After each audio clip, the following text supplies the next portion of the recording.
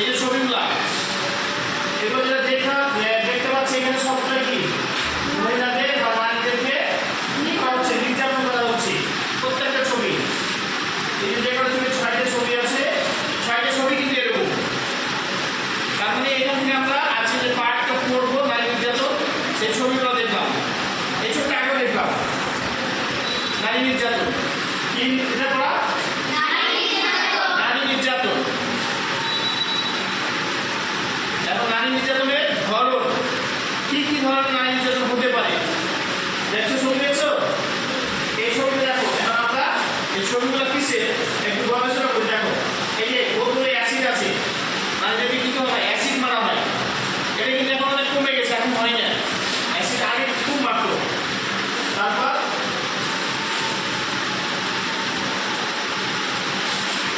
এই যে দেখো, এটা মারছে, কি করে মারছে দেখছে, যৌতুকের দাবিতে নির্যাতন ও হত্যা। নির্যাতন তো হয়, মাঝে মধ্যে কি হয়, মারাও যায়। এরকম কিন্তু ঘটনা শোনা যায়, পেপার পত্রিকা টিভিতে দেখা যায়। এটা আবার কি করা হয়েছে, ধর্মীয় অপরাধের কথা বলে অবৈধভাবে শাস্তি।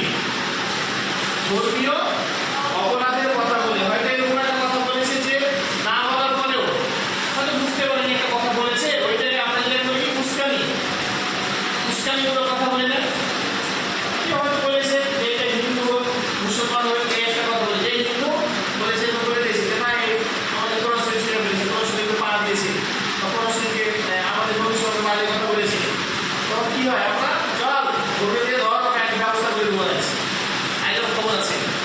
এই ধর্মীয় কথা বলে কি হয়, এগুলো আমাদের সমাজে বিশৃঙ্খলা সৃষ্টি হচ্ছে। এরা এই জন্য নারীরা কি করছে, এখানে আন্দোলন করছে, তারা তাদের অধিকার দেওয়ার জন্য কি করছে, আন্দোলন। হ্যাঁ, নারী কোনো ভোগ্যপূর্ণ নয়, এই নরপুরুষদের শাস্তি চাই। কি হাতে নিয়েছে কি আমরা কি বলি, এই যে কি বলি, ব্যানার, ফেস্টুন, এটা ব্যানার, কার্ড,